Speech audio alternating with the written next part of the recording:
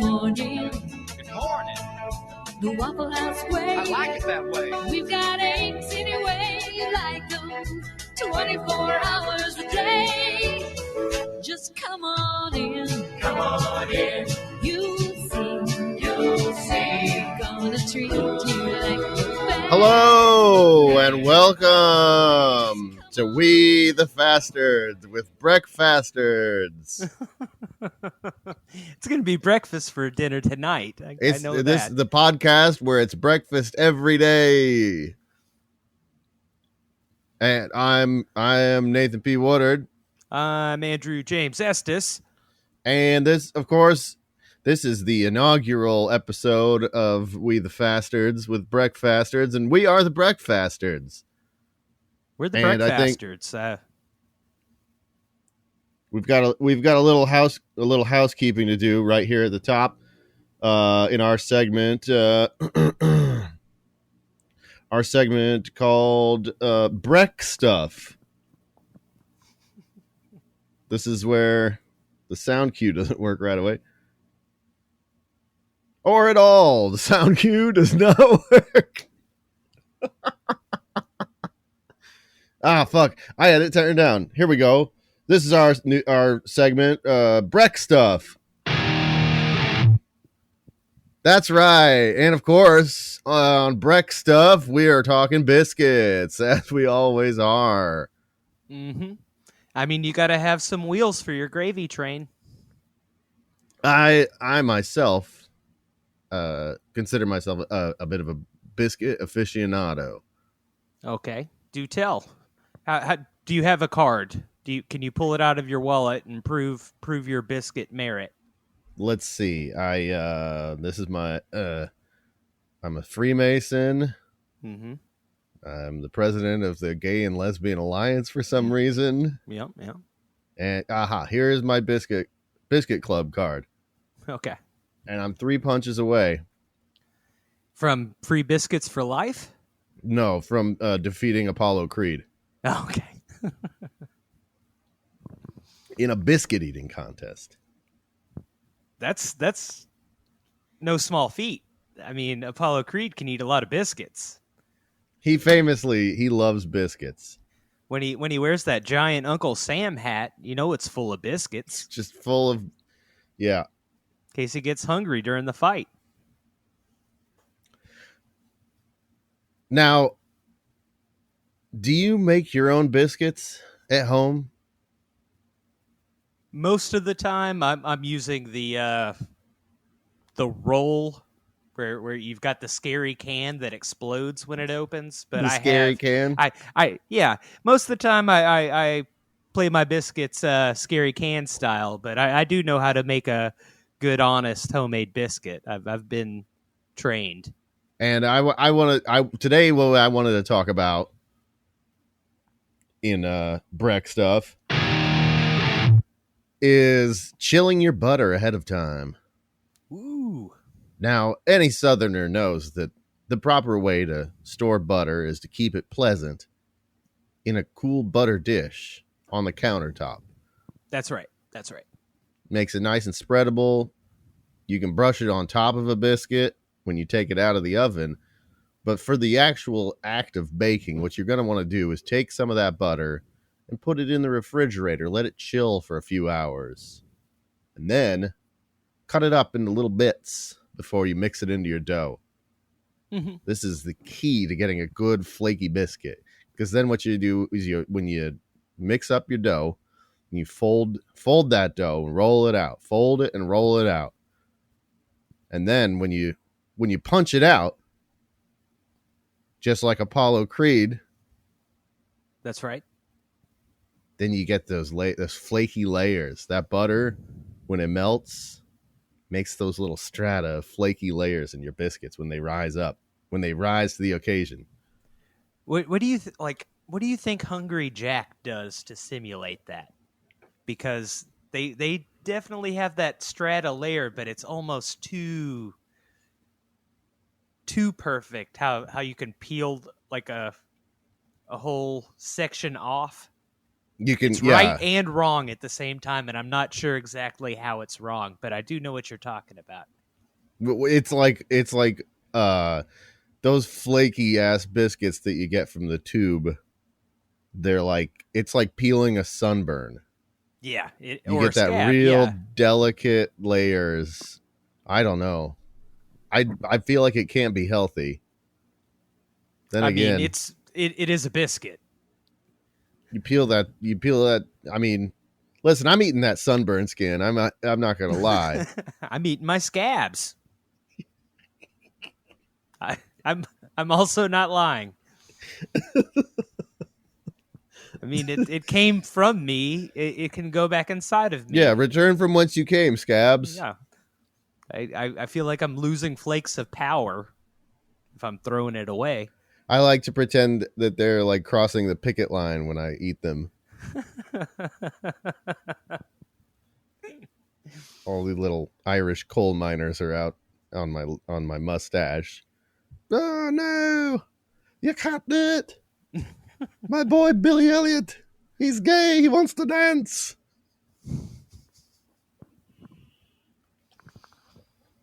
Ugh. Billy Elliot isn't Irish, is he? He's just like profoundly British. I'm going to be honest. I'm very aware of Billy Elliot. I know it turned into a musical. I never watched it.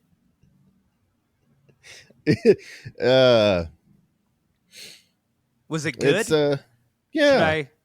He wants to be a dancer? Yeah. He is a dancer. He is a dancer. He's a fantastic little dancer. He wants to continue to be a fantastic little dancer and grow up to be a fantastic big dancer. And he does. Spoiler alert. Oh, well, shit.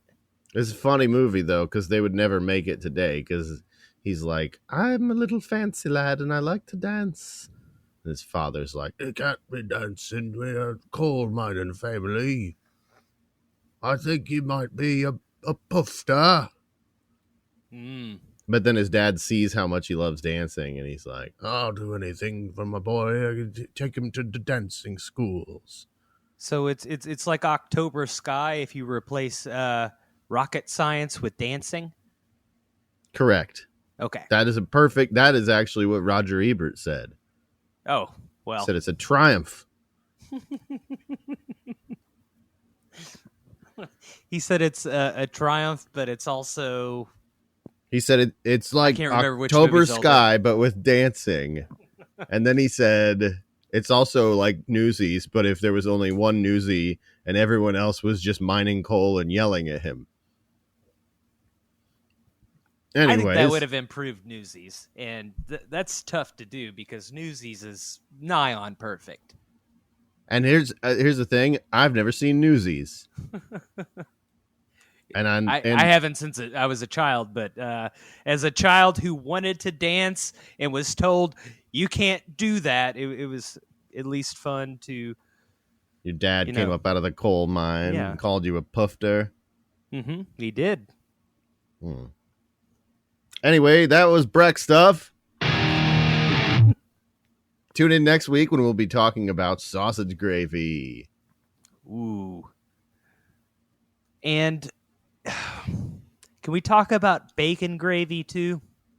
Now, is bacon gravy a thing? Yes. This is like some lost city of gold. It's the one time that I think sausage is better than bacon.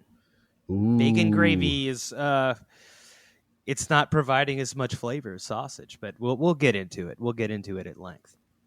Okay. Well,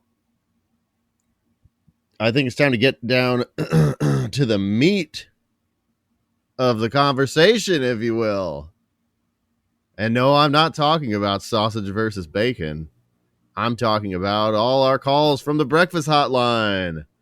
That's right. We opened up the podcast hotline and had people call in with a conversation about breakfast. Let's see. Here we go. Here's our first caller.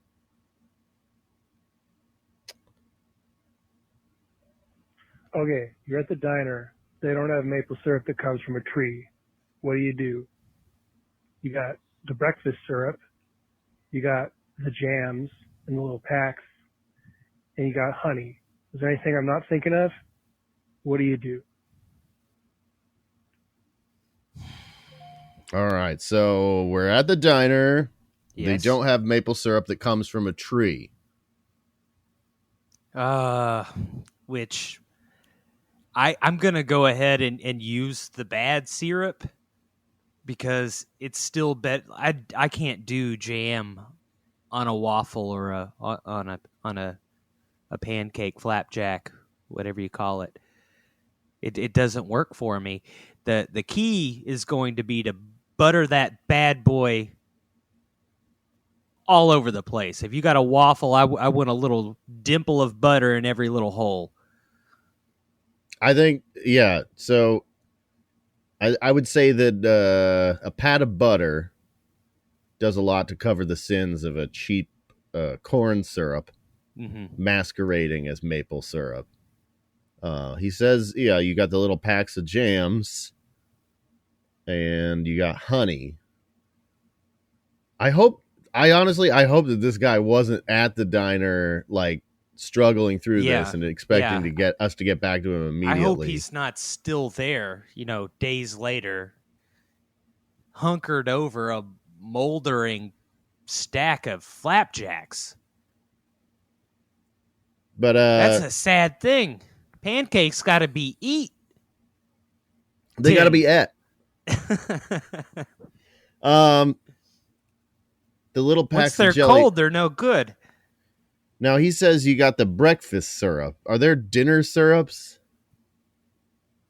I think that like beef gravy is kind of like a dinner It's syrup. a dinner syrup. I mean, we're just looking for some sort of lubricant that enhances the sweetness or the savoriness of your meal. I mean, they're filling the same role.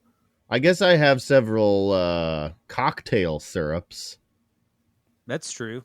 Those are kind of an after. You've got dinner your simple syrup, your complicated syrup, your convoluted syrup, Rube Goldberg syrup. Oh man, you need like a bowl for that because there's going to be a lot of splashing. Like for your Rube Goldberg syrup, like you'll want to pour it into a funnel after you've collected it in some sort of large pan. You have to pour it down a flight of stairs, and then it lands in the back of a radio-controlled car. And then it flips an army man. Army man goes through Hot Wheels track, and then it lands on a scale. Slowly, the scale tilts in the other direction, fires off an old musket. Musket tears through 3 walls of your house, explodes a feather pillow. Scares a chimpanzee, very, very upset about the musket fire. He starts flinging his feces. Some of that feces lands on the floor. The Roomba spreads it all over the rug.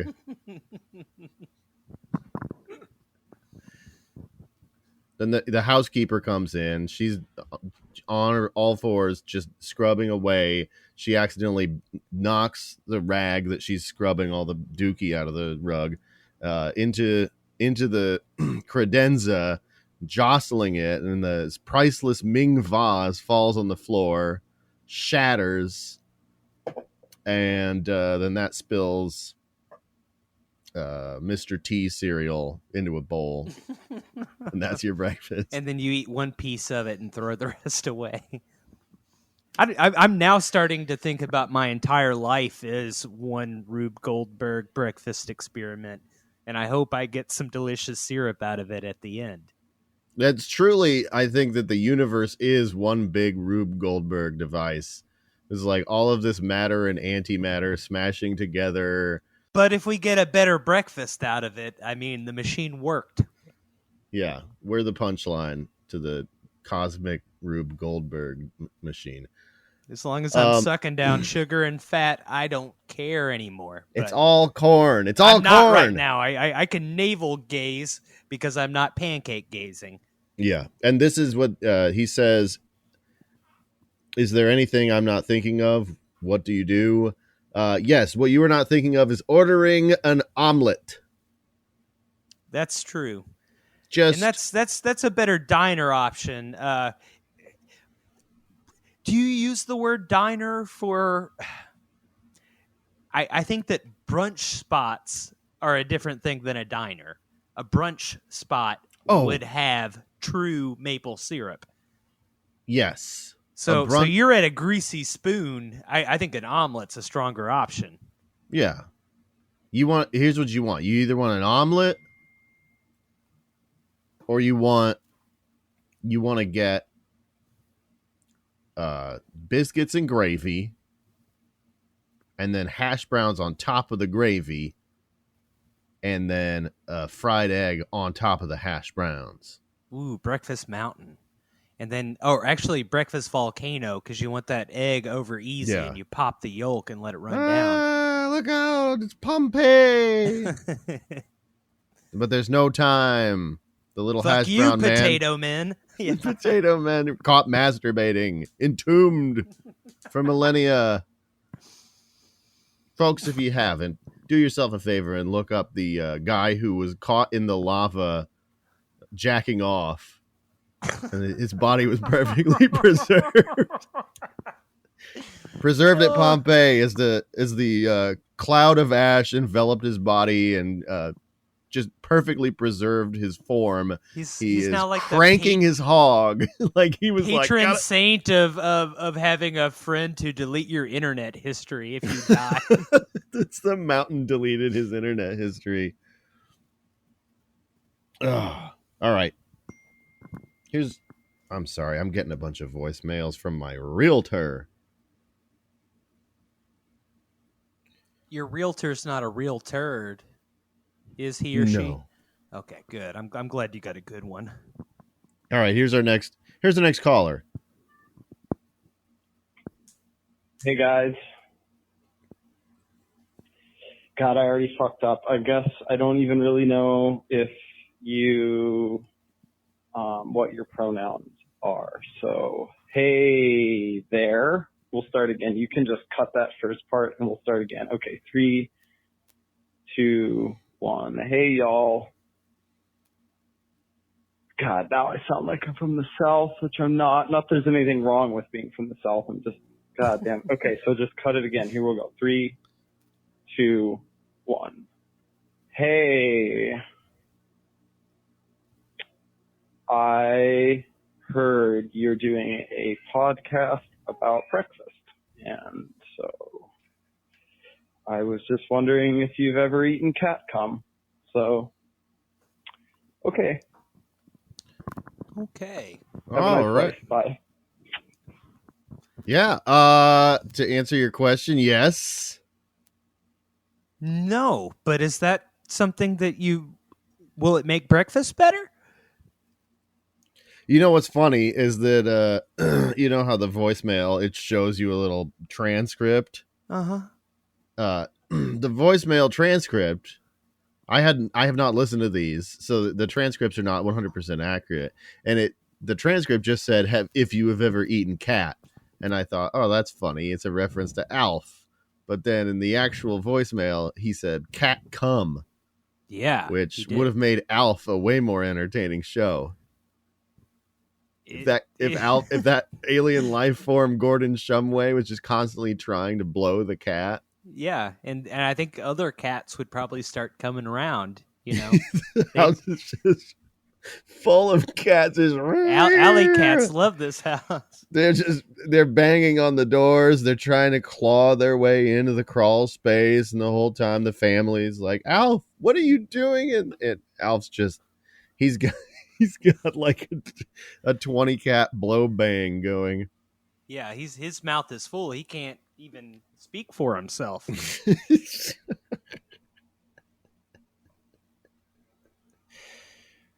Alf, you freak! I don't know. Like the first thing I started thinking about with the cat cum thing is, don't cats have some sort of prongs on their penis, like spiky? Yeah, but if you like cat cum, this is guaranteed delivery.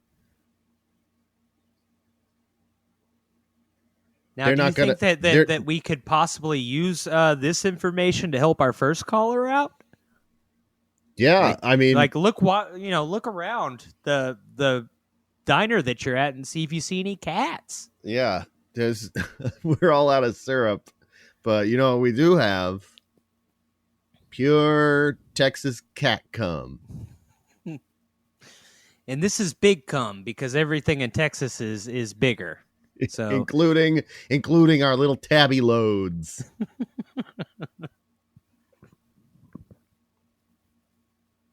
All right, here's our next. I hope that we helped you out, caller. I hope that we satisfied your perverse curiosities. All right, here's our next call.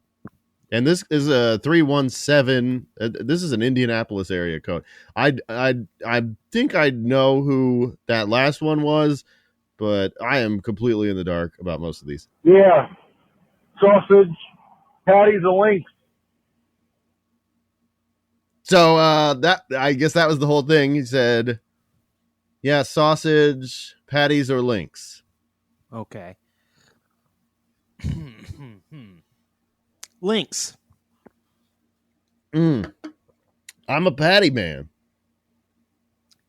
I think you keep more of the grease in a sausage that has a casing, and I'm an absolute greaseman.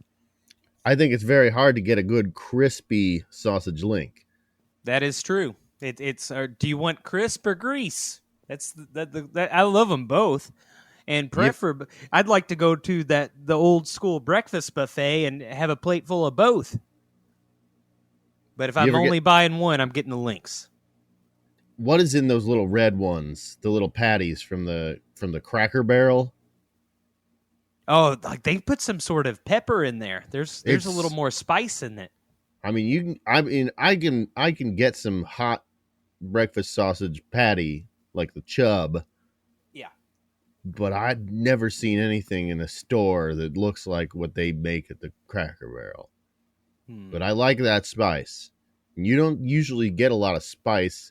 I think you might need to just buy a pound of raw sausage because they make that in mild, medium, and hot. And maybe if you get the hot and patty it out yourself, throw a little more pepper, paprika. Well, that's an Italian sausage.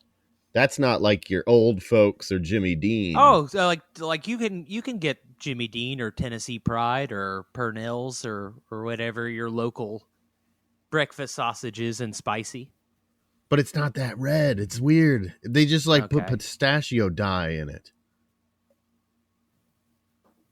I don't know. I'm through the looking glass here. This is JFK territory. But yeah, here's the other thing. I think most of the time when you're talking breakfast links, these don't come raw. These have like nitrates and bullshit in them, And that's probably my love of them. I've been raised on trash food and that brown and serve bullshit.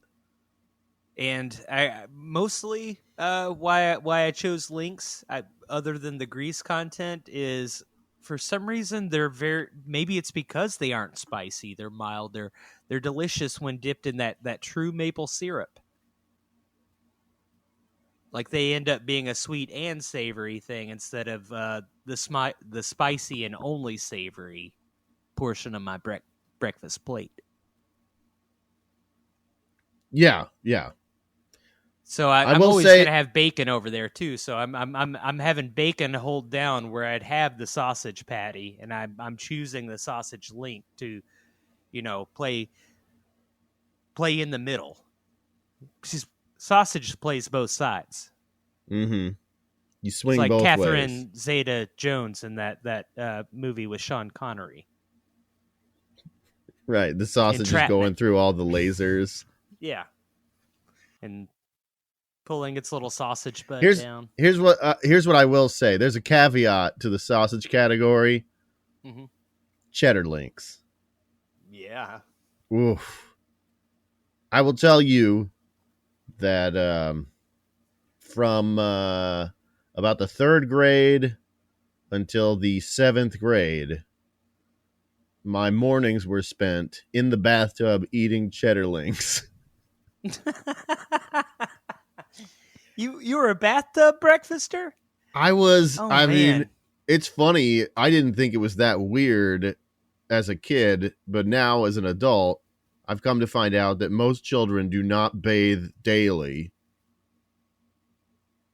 I would get up in the morning and make myself a bath, and then I would eat a plate of cheddar links in the bath. They would give me the water would have like a sheen of grease. I was a little Exxon Valdez. This is one of the first times I've heard a story from your childhood where I'm jealous of what you got away with. Like in almost every other circumstance, it was like Nate had to fight for what he got, and I was not allowed to eat in the tub.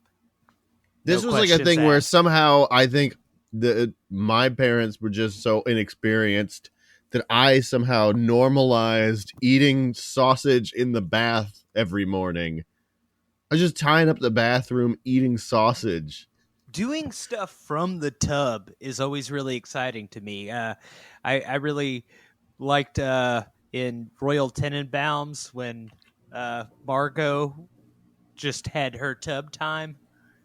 Oh yeah, And she the guy she's got from the a Truman Show cigarette who's in there? watching the Truman Show on a little TV in his bathtub, like any character who's like, yeah, I'm a bath person. I've Oof. always been like, yeah, that's the way to do it. Be a bath person. that is exactly what Saddam Hussein did Oh, well. when he formed the bath party. I think we made this joke already in the episode where we did the whole thing in the bathtub. So, Well. moving on. Oh, wait, before we move on, there is a kind of a coda to the end of the story of me being a child who would eat sausage in the bathtub. One fateful day after my greasy sausage bath, I climbed up on the bathroom counter to brush my hair. I was very vain as a child and had to slick my hair back. And while I was climbing up on the counter in the bathroom, my soapy, greasy little naked ass slipped, and I fell back off of the bathroom counter. And I split my gooch open on the corner of the countertop. Ooh. Just like tore my little scrot. And it wasn't so bad that I had to go to the hospital. So my mom just like put a bandage on my nuts. And then she wrote a letter. And I now wonder why she wrote the letter, unless my mother was just trying to gaslight me and humiliate me, because she wrote this letter and told me to give it to Mrs. Boltby, who drove the carpool, and Mrs. Boltby read it in the car in front of all the other children who were all older than me. Allowed? That I had hurt my crotch. So all the other laughed kids at me.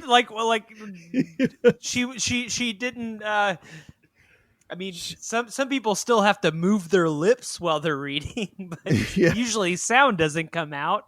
I mean, I was the littlest kid in the carpool, and I think that they all kind of thought that I was too stupid to understand they were talking about my nuts. Ooh. But I was just sitting there humiliated with my sore little testes. Ugh. And I continued to eat sausage in the bath for years after that incident. Well, it wasn't sausage's fault. You just you got to get those motor skills down. And if anybody out there knows Mrs. Boltby, tell her that I'm very, very disappointed. And also, his balls are fine, Boltby. You want to see these big old nuts when you put them in Yeah. your face? Come on. Yeah. Hell yeah. Even the littlest kid in the carpool grows up to have a big old sack of nuts. So there you go. I hope you enjoy your breakfast, Boltby. I hope you never fall down and tear anything. It I hope happens. this lady's name was Boltby, because if it wasn't, I feel like a fool. I've never heard that last name before, but sounds real enough. I guess honestly, I should hope that it isn't, because if this somehow got back to her, like if she just signed up for the Patreon and this is immediately she hears me accusing her of talking about my little nuts, we're gonna find ourselves in court. I don't know. Well, yeah, that might not be good. You didn't give a first name though. You could say you were fictionalizing. I think her first name was Linda. Fair enough. Now go find her, my pretties. Oh. All right, here's our next voicemail. Hello, you guys said you wanted breakfast questions. Now, I just want to know, is it really such a big deal when somebody puts the cereal before the milk or the milk before the cereal? Why do we care so much about that? I want to hear your thoughts. Thank you. Thank you, caller. Now, this is a question of the cereal, milk before the cereal or cereal before the milk. I don't get mad about this one, but I think you got to go cereal before the milk so you know exactly how much milk to put in there. It's a milk apportioning issue, I think, for most people. Now, some could argue that by pouring the milk first, you see exactly how much milk you're using. Mm-hmm. Because I think there is an epidemic in this country of people who pour too much milk. But I don't know that the people who pour too much milk would have their problem solved by pouring the milk first. Because the other thing that happens is when you pour the milk over the cereal, it tends to rise up around the cereal. However, if you pour the milk first and then the cereal floats on top like so much flotsam and jetsam. Yeah, you're going to be doing a lot of spoon spanking if you pour that milk first. You're going to be tamping that Captain Crunch down. I tend to overfill once I'll fill that bowl up with cereal, and then I don't get quite as much milk as I would like in there. So part of the way through eating, I pour a little more milk in there, and then I have too much milk, but I know that I'm going to have a second bowl of cereal. So the second time I pour the cereal into the milk. So I kind of do both ways. Yeah. Yeah. I don't know. I have kind of small bowls right now. This used to not be a problem because I had really, like, they weren't mixing bowls, but they were much larger. I would say like chili bowls, like a bowl that is really representative of this is your dinner. What's in this bowl? Chili bowl is such a funny word to me. Just the idea that there's a specific bowl for chili. I just mean like it's not as big as the mixing bowl. My dad used to, when he wanted cereal, he'd pour half of a box of cereal into a mixing bowl and eat that. Is your dad Ice Cube? Not exactly. I mean, there are similarities. Your dad is an approximation of Ice Cube. Yeah, I mean, which kind of Ice Cube is Ice Cube? My dad's probably the really old school Ice Cube that really square and comes in the tray. And you got to twist it to get it out of there. And sometimes it breaks apart a little bit. I think Ice Cube is probably more of a modern Ice Cube that you can get from a dispenser. Yeah. So your dad's more of the "Are we there yet" Ice Cube. Oh, yeah, for sure. Fair enough. Yeah, I think to answer your question, caller, why do we care so much?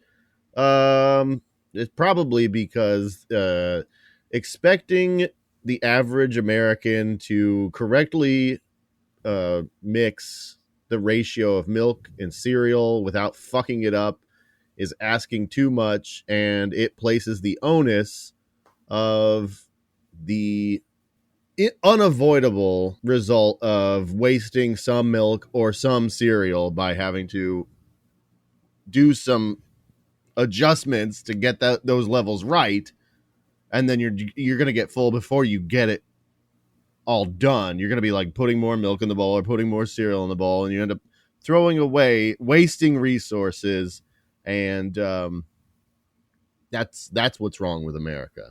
And I think a anyone lot who of tells breakfast things like that are, we're going to take this and this and mix them together. And in general, you have your own preference. If you're having someone make your coffee for you, you say like, yeah, I do want cream, but no sugar.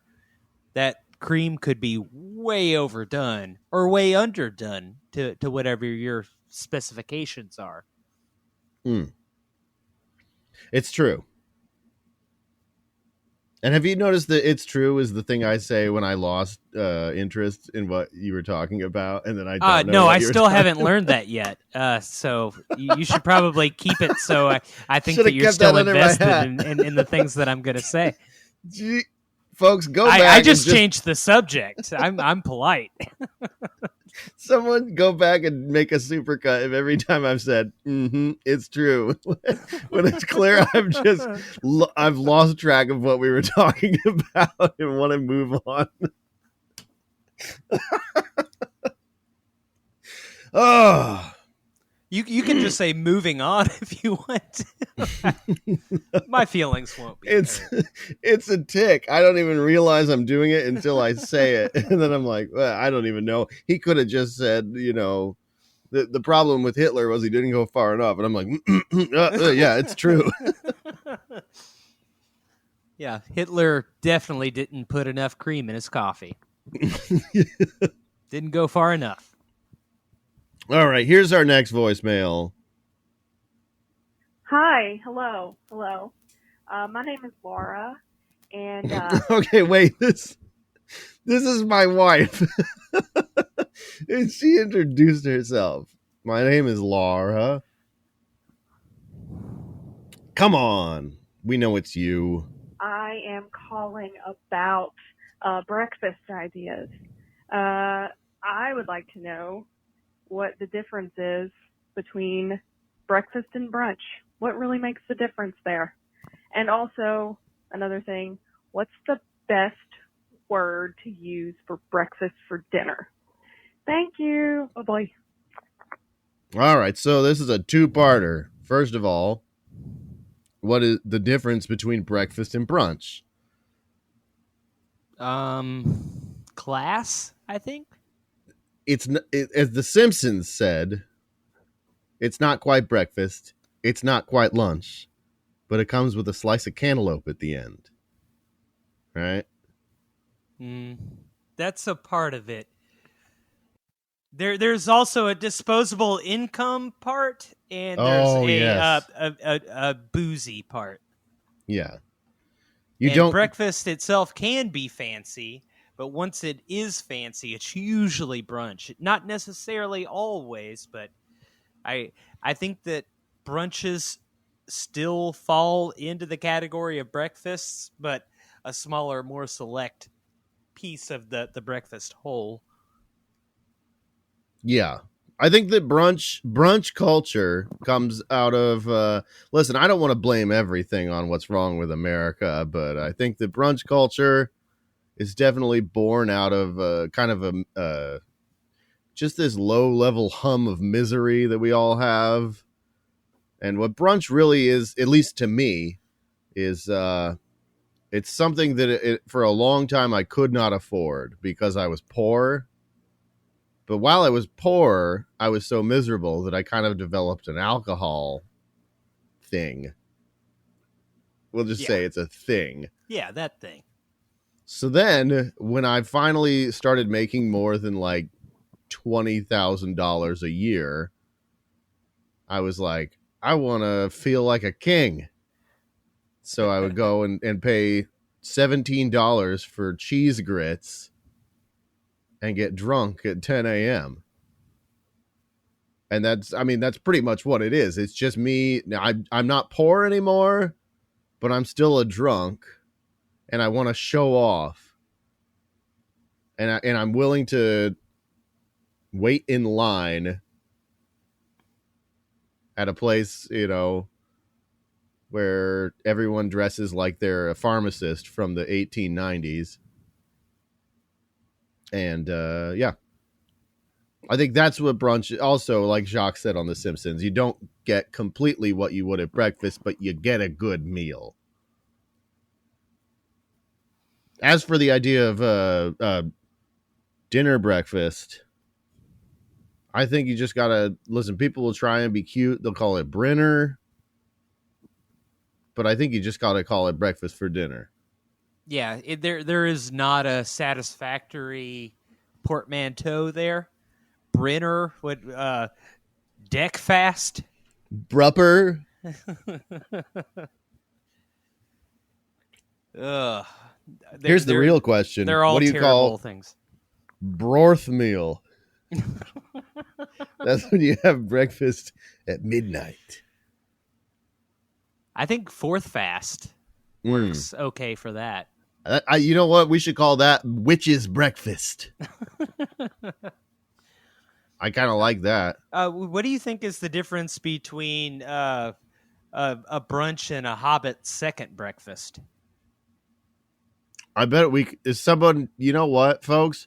If you're listening to this and you know what the difference is between all the different Hobbit meals, call 702 podcast, the number you called to leave your voicemails for this show, and explain it to us. Let us know every detail about the difference between Hobbit breakfast, second breakfast, 11 Z's, all of those things.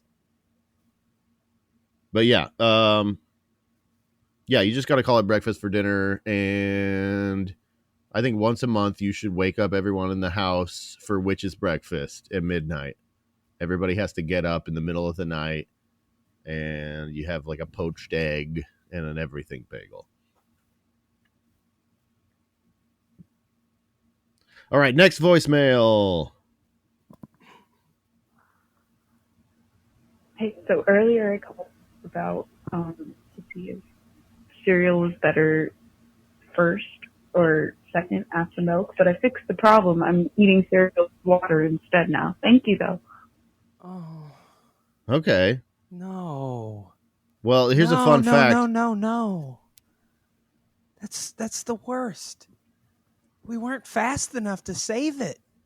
Yeah. She's eating garbage.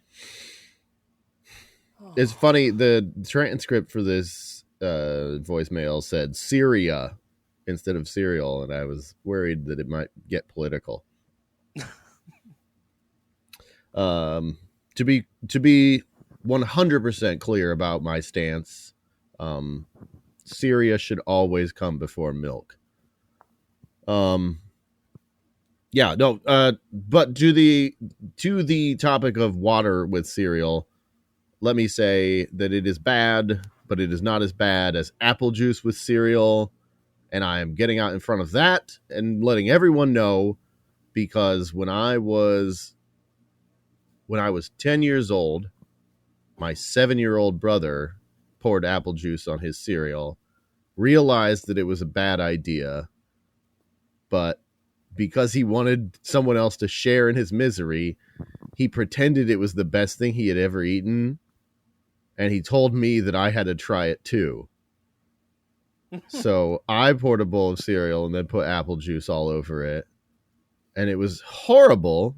Just Cheerios with apple juice. And then my mom got mad when I didn't want to eat it and tried to force me to finish it. And I was crying. And then somehow she found out that my brother had orchestrated this whole thing, and she made him eat both bowls of cereal, Cheerios with apple juice. And he didn't just dump it all over you in the bathtub? Yeah. It's like, it'll all go down the drain. So I wanted to make sure everyone knew that I didn't think that was good, because I don't need you all coming to my mom and making me eat all of your nasty apple juice Cheerios. I did a similar thing, but mine was with grape soda. And while it really does get your Rice Krispies snap, crackling, and popping, it's not good. And then I also loved grape soda so much I tried mixing grape soda and milk together, hoping to get the best of both worlds for my cereal. And that was a failure as well. I'm sorry to hear that. Milk doesn't, I mean, unless you're putting a syrup in it, it doesn't mix well with another fully constituted drink most of the time, does it? No. You ever have Carnation instant breakfast? No. You're going to love it in an instant. I've had a lot of quick breakfasts, but what is Carnation instant breakfast? It's like Ovaltine. Oh. All right, here's our next caller. I wanted to report a breakfast burrito I had with 3 eggs, a serrano pepper cut up, and then I cook it and then put in burrito with my avocado and some hot sauce. Thank you. All right, so yeah, that listener. Yeah, there was no question there, and there didn't need to be one because that caller is doing it right. Yeah, that sounds amazing. I want that right now. They reported a burrito. I like that. That was our weekly burrito report. And folks, let me tell you, that sounds like an awesome, excellent burrito. They said 3 eggs, serrano pepper, avocado, and some hot sauce. But let me tell you, hey, friendo, you fucked up. There was no potato in that burrito. If you're going to make a breakfast burrito, it better goddamn have some potato in it. That's a pretty good point. I was going to say this caller might be doing non-dairy. I'm not making any breakfast burrito without cheese, but I understand, and I would eat that burrito for sure. But some cheese like and potato would be in mine. Some cheese is good, but I could go either way on cheese. But I'll tell you, I buy the frozen breakfast burritos from the grocery store, and they make a version. They make 2 versions of the same thing. One is just doesn't have potato, and the other does. And I accidentally bought the one without potato, and it just turned to ash in my mouth. It was so disgusting without potato. Has the consistency of like a booger with like a scab in it. Yeah, just terrible without potato. Those fajita veggies can go either way. Sometimes they're the best thing in the world. Like, you need some sort of crispness on it. I think that might be the frozen portion, because anytime I've had some sort of frozen meal that's purporting to be fajita-esque, there isn't that delicious crispness to the peppers and onions. See, that is, I would say that is one genuine criticism of, I don't even know if you'd say Mexican food, because how much of that is actually from Mexico, but they don't have textures, It's just a lot of like soft slop on a plate. Well, that's why the peppers and onions are so key, to have something that's crisp, but once it's been frozen and water crystals all around it, and then you microwave it, they turn just as sloppy as all the beans and rice and saucy meat. So this has got me thinking about how just how good the Japanese do at combining textures that delight the senses in their food. And, you know, I think the Japanese really, their take on breakfast is one of the strongest, but it is extremely outside of the bun. I feel like they're like looking into a different dimension. All right, You know. hit me with this because I might be aware of it, but I don't think I'm aware of a Japanese breakfast. What? That? I mean, to be clear, it's just Japanese food. Okay, yeah. Like I've gotten a bento box at brunch before, and I'm like, okay, this is just, they're going on the lunch side of things. It's just like a light meal with like soup and grilled fish. You can have like some little pickles, some dried seaweed, you know. Yeah. Okay. Some like little veggies on the side. But damn. Japanese breakfast burrito. Somebody please make it happen. Will there be eggs in it? That's I can't wrap my head around doing this without an egg. They've got, listen, now we're getting into like theoretical foods because Japanese breakfast burrito is not a thing as far as I know. But well, I mean, sushi burrito is. I've had my fair share of sushi burritos. See, I think that we can do food collisions. But that Japanese breakfast burrito, what's that in the middle? Long egg. You get that long egg in there. That's not like long pork, is it? The long pig, the flesh of long pig. Yeah. Long egg is different. It's actually cat cum. Oh. No, you don't know long egg? No, what's long egg? Just, you got your phone there? Yeah. Just look up long egg. It's just a long egg.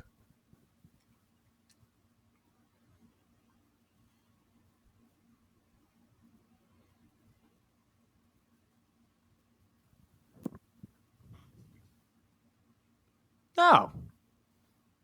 Okay. Just throw that guy right in the middle of your breakfast burrito. It's like a salami, but it's an egg. Yeah. Pretty good. It's like those jack-o'-lantern cookies that you get in a tube. Oh, scary tube, though. Ooh, no, that's not a scary... That's a chub tube, not a scary tube. Just a plastic, sausage-shaped thing. You slice it into sugar cookies with a jack-o'-lantern picture in the middle. Maybe they should put them in a scary tube, though, because part of it is Halloween. The thrill. Yeah, you don't know when you're pressing that spoon along the spine when it's going to pop. So I think Japanese breakfast burrito doesn't need a potato. You can throw some like bamboo shoots or something in there. Give it a little crunch. Water chestnuts, yeah. Mm-hmm. Now we're talking. And fermented soybean. Let's dice the water chestnut. I think if we cut it up small like onion, it would be even better than if we did the whole slices of it. Just so you're talking about, this is the difference between the pepperonis that you get on a Red Baron. Yeah, and the give me the Totino. You want the Totino water chestnut? I'm here for it, man. You ever get a pizza that has both? Yeah. God. Very good. Very good. Extra cheese all the way with that. Like that. I love how many wonderful, weird pizzas I've had in the past 5 years, but there's just something about double up both types of pepperoni and a whole lot of cheese on that, and it's a time machine pizza. I'm gonna watch some Blockbuster videos with that pizza. And hey, as long as we're inventing things, pizza burrito. I've had a few of those. I mean, that more or less, isn't that what a Hot Pocket is? Yes. I guess, well, I don't know. You need something. There's too much cheese in there. You got to have something that makes this not just a flour tube of squeezable cheese and grease with little bits of other things. Yeah, to be fair, this is going to be like your garden veggie Mediterranean pizza, not a... You're going to go heavier on toppings and lighter on sauce and cheese for it. Mm-hmm, But yeah, they never do that. And it would be good. Just like just a drizzle of more concentrated tomato sauce. And you know that the market's there because the old pizza in the cup place. That's what is that besides a pizza burrito bowl? That's what it is. Yeah, it's a burrito bowl pizza. All right, we got one last message here. Oh, this actually is from the same person as the previous message. It looks like they called back a minute later.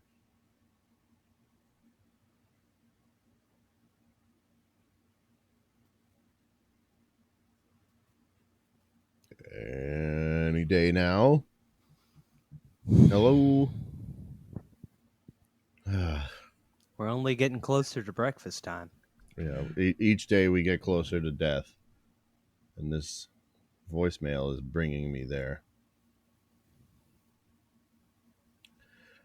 I almost thought to myself, did the internet go out? But I'm talking to you over the internet. It's true. You are. All right, well, I'm going to restart the voicemail here and see if that does it.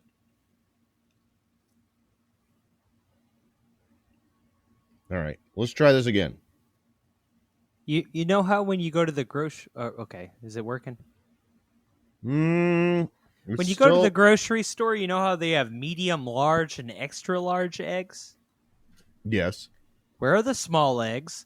And whose job is it to sort those? Or are there certain chickens that only do medium eggs? Like, not a real big chicken. Not a really big egg. You ever had a quail egg? Yes, they're delicious. Mm-hmm. I've only ever had them in ramen, though. Oh. I'd like to get me a big old case of them and make myself a 25 egg omelet. I had some out of a canned quail eggs. Oh, yeah, I've done that too. Those were not good. Not very good. Would not recommend. I forgot about that. Well, shit. This is not working. It says it's an error loading the audio for some reason. But I can read you the transcript. Okay, let's do that. This person wrote, I forgot to add I had a Soylent before the egg. Thank you. So I don't know if that's really what they said or because the transcript can be a little funny, but I like the idea of them having a Soylent, the meal replacement drink, and then they were like, you know what, on second thought, I'm going to live a little. I'm going to have double breakfast. Yeah, I think that is frequently the problem with Soylent. Like, you need to not like food very much to do that. I've tried it one time when I first moved in with my old roommate Daniel, who's been on this podcast before. He had tried to take the Soylent dive, and then they were just there, and he learned, like, oh no, I'm not going to do this. Oh. Before the egg. Thank you. Oh, there, finally, yeah, he did say Soylent. Okay. So, yeah, I guess you fucked up. Sounds like you made a pretty good burrito, but you went and you spoiled your witch's breakfast with Soylent. What we really need is a breakfast flavored everlasting gobstopper, and then we can all go Soylent. So we get all that greasy egg maple syrupy goodness and like a rock that you suck on that isn't actually, giving you any of those fat calories and whatnot. And then you can just have your meal replacement drink. You can have your like chalk and rat hair milkshake, but it'll taste like you're at the Waffle House. I've had that and I can't even remember what it tastes like. What, the Waffle House? Or no, the Soylent. Oh, they had tons of rats Oh. in their factory. Okay, well, it's been a few years. I'm sure any rat remains have become human remains or leavings. It's like that old story of the pirate who tastes the pelican soup and then he kills himself.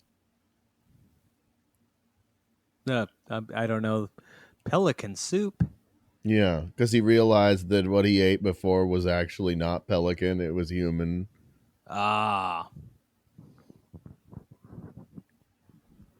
That's you. People have done that. Yeah. They call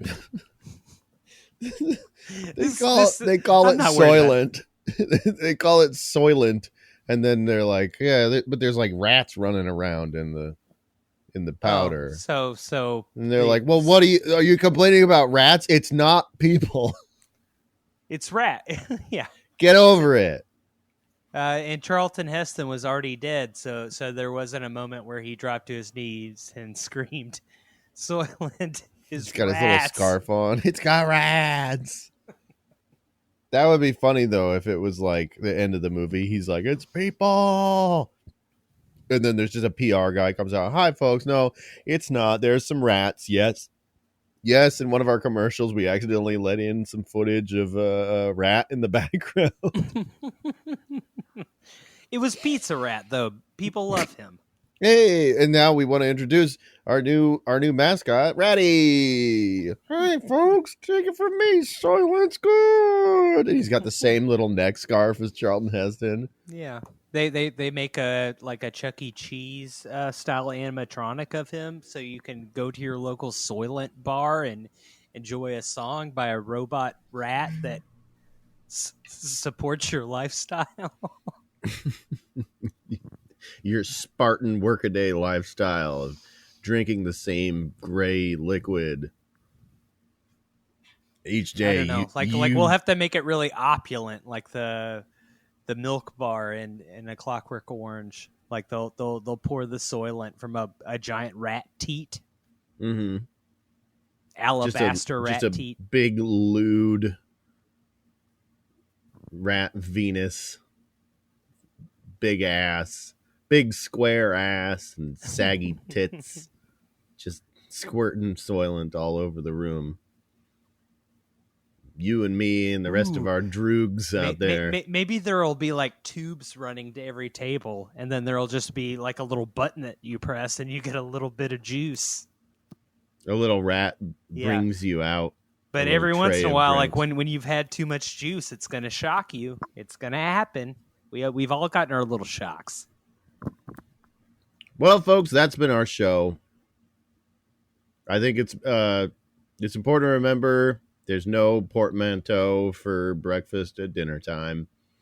Breakfast at midnight is called Witch's Breakfast, and the Soylent factory is overrun with rats.